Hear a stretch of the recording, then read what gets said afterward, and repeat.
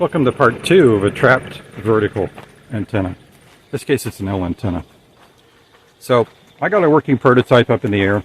It's not perfect, but I'm going to go ahead and I'm going to break down how I built this antenna in the event that you want to try and build one just like it.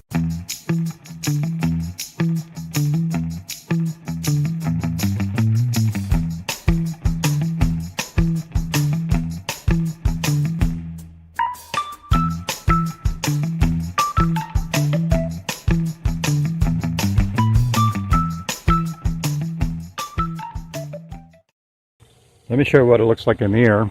We'll start with the radial. It's guide up there with some paracord. So there's our single radial, which isn't actually a radial. It's just part of this design. And that trap is a 20-meter trap.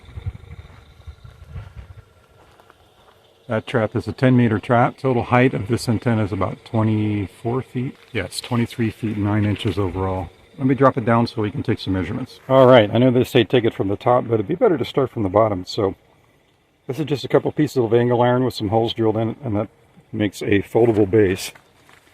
This piece of metal right here is a hardware store item. That's 1 3/4 EMT. And I put links for all this stuff on the bottom. Up here it's slotted, and then there's a piece of 1.5 EMT that slides inside of that. Give me a little extra length. And then here is where the antenna actually starts. And this is a piece of chain link top rail. It's cut to exactly 7 feet. And we have to insulate that from the mast. So what I've done is I put PVC couplers. You have to kind of get inside and sand those a little bit. There's a ridge in there that has to be removed. And they have to be oversized just a little bit so they'll slide on that chain link top rail, but it will get on there with a little bit of massaging. And then we have our coax. There is a common mode choke right at the end of this coax up on the roof. So it goes into this coupler. You can see our ground radial coming off here. So let's cover the vertical section first. So there's where the center conductor of the coax attaches. So I just drilled a hole in the chain link top rail and slid a bolt in there, and there's an eyelet attaches the center conductor to this bolt. And then on the outside we just have a wire.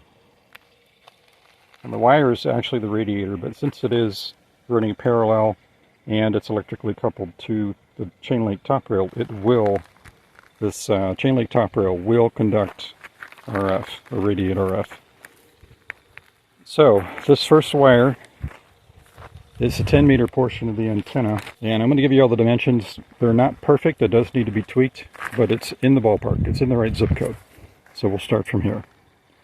So this 10-meter wire is 93 3/4 inches long. And then we have our 10-meter trap right there. The 10-meter trap, 28 megahertz flat, ends up being 6 microhenries and 50 picofarads. That's basically a tank circuit.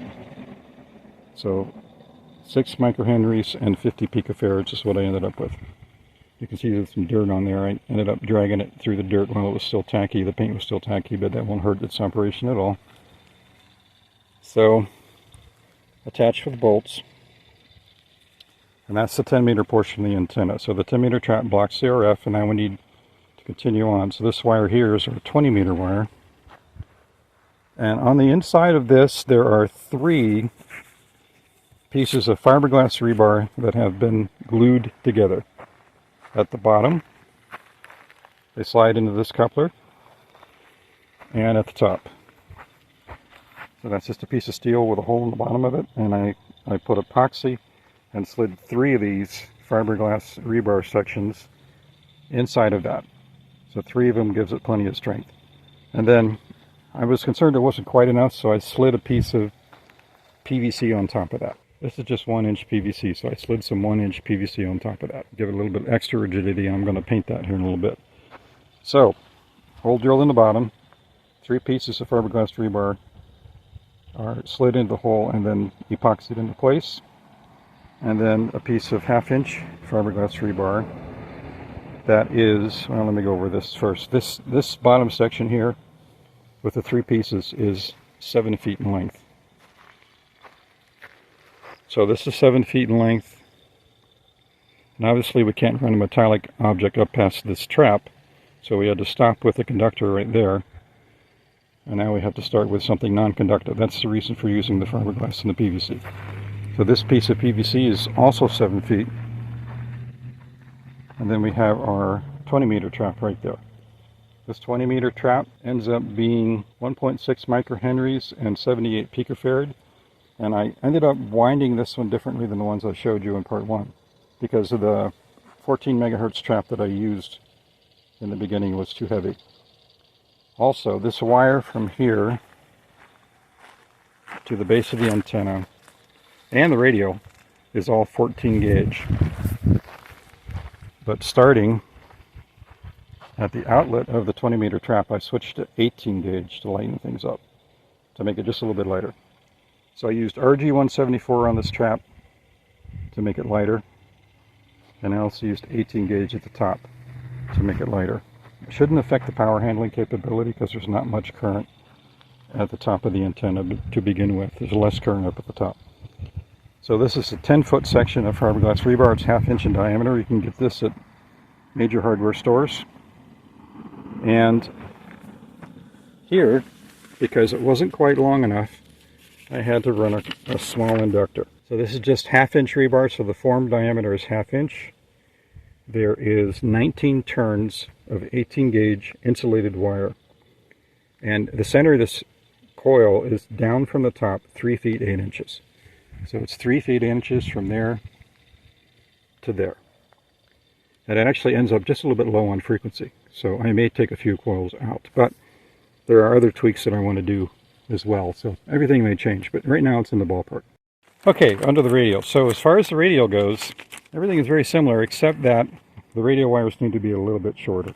So from the attachment point at the coax shield, this first 10-meter wire, 14 gauge 10-meter wire, is the same as the vertical. And the reason I did that is because if this is radiating, that's going to be appearing to be a longer radiator than a 14 gauge piece of wire. So I left those dimensions the same. And that worked out very well. I'll show you that here on the Nano in just a little bit. So the radial 10-meter section of wire coming from the coax center shield out to the first trap, which is a 10-meter trap, is the same as the vertical, which is 93 3/4 inches. And then between the 10-meter trap and the 20-meter trap, that wire is 59.5 inches long, 14 gauge. 14 megahertz trap. That particular 14 megahertz trap is made of RG8X, and it's 1.4 microhenries and 90.3 picofarads. Then our 40-meter wire, which goes out to our attachment point, is about 110 inches. And there's our attachment point to the nearest tree. So 110 inches, 14 gauge wire. So all the wires on this antenna are 14 gauge except for this wire. This wire is 18 gauge to keep things light. So the next step for me is to just give this a coat of paint. I want to lock that coil down so it can't move. And I want to get rid of this red. And I want to cover this PVC, because if you leave PVC out in the sun, it will degrade. So I got some white spray paint. I'm just going to paint everything from here up.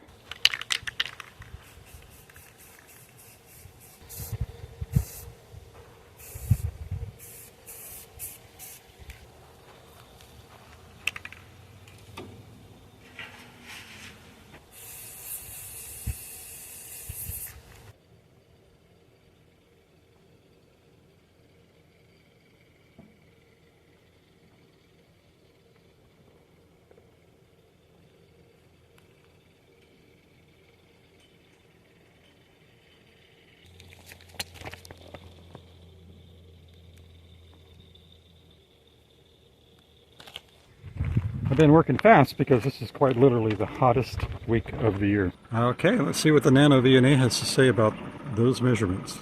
Okay, this Nano has already been calibrated. And there's our 3 bands, so 10, 20, and 40. And let's see where we're resident and what the actual SWR is. Now, spoiler alert, it's not perfect, I already mentioned that, but it is very, very close. So let's start with the 40 meter band.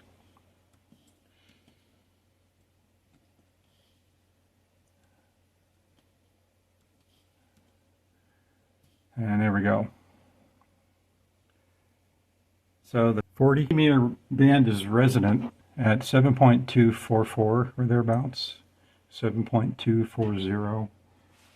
I'm going to write this down, 7.240, and the impedance is 63 ohms, so it's a touch high, and SWR is 1.3, and I believe we got pretty good coverage there. 7.192 to 7312, so not perfect, it could be a little lower. I think raising the radial up so that it's more of a 90-degree angle between the vertical and the radial would probably help for the L-shaped portion of the antenna. Okay, that's 40 meters. Now let's check 20 meters.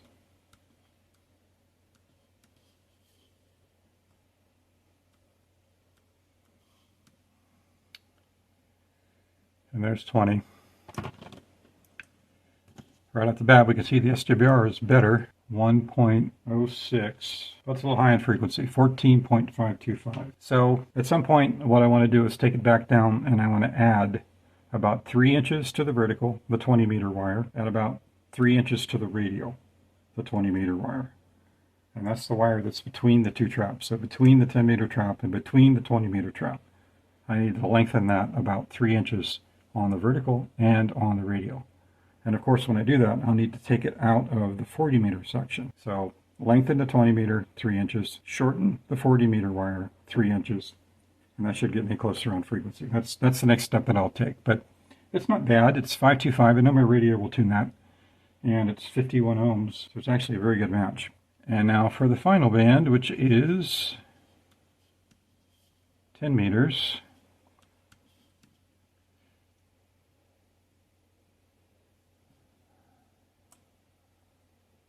And it's a little high on frequency. It is quite a bit high on frequency, actually. So the 10 meter wires may have to be lengthened as well. Actually, scratch what I said about the 20 meter wires. If we're resonant at 29,170 at 1.17 to 1, the impedance is 47 ohms. What I would do is I would lengthen the 28 megahertz wires first. So I'd take the 10 meter wires and add a couple of inches to each one of those wires. Ideally, we would want that resonant right about 28,500. Somewhere right around in there is where we would want the SWR dip to be. So it is close. It's not perfect. It needs to be tweaked, but I'm not going to be tweaking it when it's 115 degrees outside. So we'll wait until it cools down a little bit and I'll fine tune it. Right now I'll just use a tuner in the radio and it will work, and we will do some signal tests here in a second. But these antennas, these trapped antennas, have to be tuned backwards from the method you would use for a fan dipole. On a fan dipole, you would tune the longest wires first and progressively move to the short wires for the higher frequencies as you go along, and then you may have to check the longer ones as you do that. But on these trapped verticals and trapped dipoles, you have to tune the high frequency stuff first, because everything you do with the wires that are closest to the feed point is going to change the length of everything further on down the wire. So you would tune, for instance, this is a 10-20-40, you would tune 10 meters first, and here it looks like we have to add a couple inches to both the vertical and the radial. And once you get that one perfect, then you would move on to the 20 meter wires, which are between the 10 meter and 20 meter traps, and get that perfect. And then you would go to the 40 meter wire, and that's easy, of course. That's just making an adjustment to the wire that attaches to the guy wire, or the paracord that attaches it to your favorite tree. In this case, I'm going to go ahead and fire up the Yaesu, and we'll do some signal tests. Ideally, what you would want to hear, comparing a low dipole, which is what I have, my dipole for 40 meters is only about 28 feet off the ground. So technically half a wavelength is what you're shooting for on a dipole. I'm nowhere near that. So a low dipole, which is very good for NVIS, is going to show stronger signals inside of 1,000 miles compared to a vertical. So what I should be able to do is I should be able to look for some East Coast contacts from here in Nevada, and they should be stronger on the vertical than they are on the low dipole. So that's what we're going to see. If it passes that test, then I'm going to say it's a viable antenna, and I'll leave it up. If it does not pass that test, then I'm going to take it down and go with something else. Okay, the first thing that should become evident is that the vertical is noisier. This is the vertical, and that's the dipole, horizontal dipole. Vertical, horizontal dipole.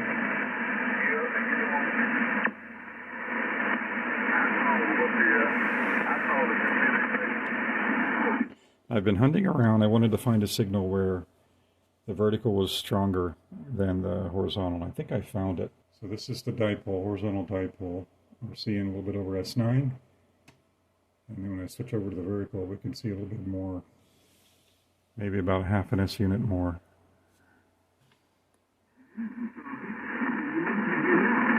Oh, that's what she said. Put up or get out. Yeah, all right. I'm going to let you talk in minutes for a minute. No, y'all carry on. I got something to do. I got Russ on the L&L. He's traveling on the highway, so I'll talk with y'all in a little bit. And thank you, sir.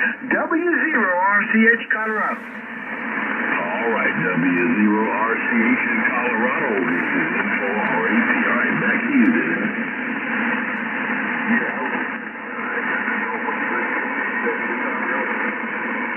Yeah, and by the way, I heard you up there on AM 7272. So dipole, yes, I did.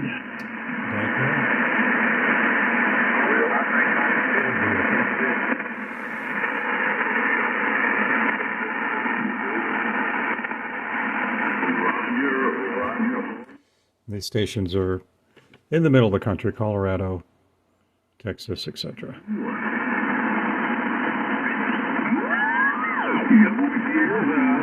Alpha Mike Charlie level.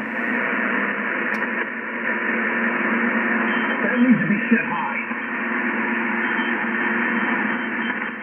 You can have the mic in as high as you want, but it won't do anything. The mic in is like a preamp, and the AFC level is the amp on the other side of that.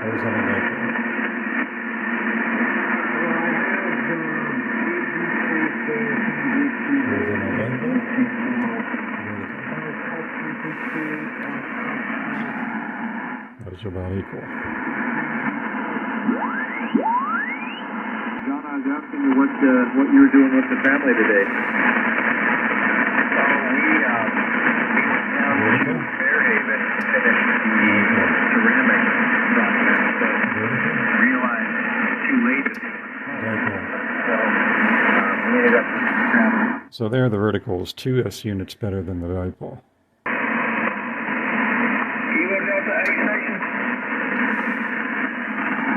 All right, there's another one where the vertical is 2 S units better than the dipole.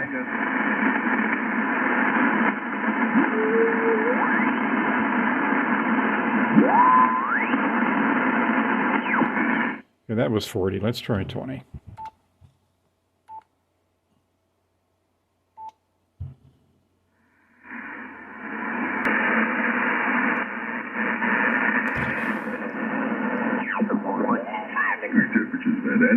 That is just unnatural, over.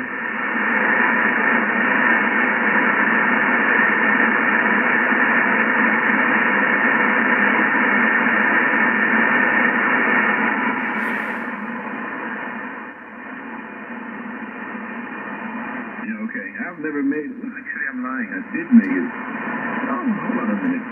Yeah, I made it to. I spent some time in Hawaii when I was stationed in Japan. Yeah, I went on vacation to Hawaii for a week. Golly, that almost got out of my memory about. Anyway, hey, have a great evening, my friend. Take care of yourself. Stay safe. Stay hydrated. Dipole's a little better. You'll get a chance to work. Now retired. Chemicals to that. And retired here. Retired late, but the choice I was very much. But I'm where I'm at. I think my problem is I need to tune.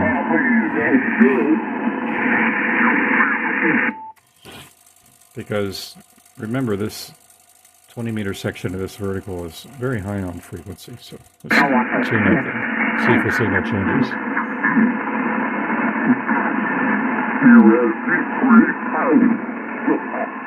I may be up there in the right trip, yeah. Anyway, so I'm not going to hold it. From about 11 to gas 5 and 5. And 5 minutes in there for the chat. The sand is sold out. And those are about the same. So the biggest improvement should be at 40 meters because the height of 28 feet that I have my 40 meter horizontal antenna is way too low. So it's definitely an NVIS or local antenna. And then the vertical should be able to do better at distances out past 1,000 miles. But for 20 meters, it's a different story. That 28-foot height isn't too bad at 20 meters. So they're about equal. And then there's no reason really to check 10. The only reason I wanted a 10 vertically polarized antenna was for mobiles that might be in the area. But there's definitely some signals that are stronger on the vertical than there are on the horizontal antenna. So I'm going to say it's a viable antenna. It does need a little bit of tweaking, but for now I'll leave it up. And hey, thanks for watching.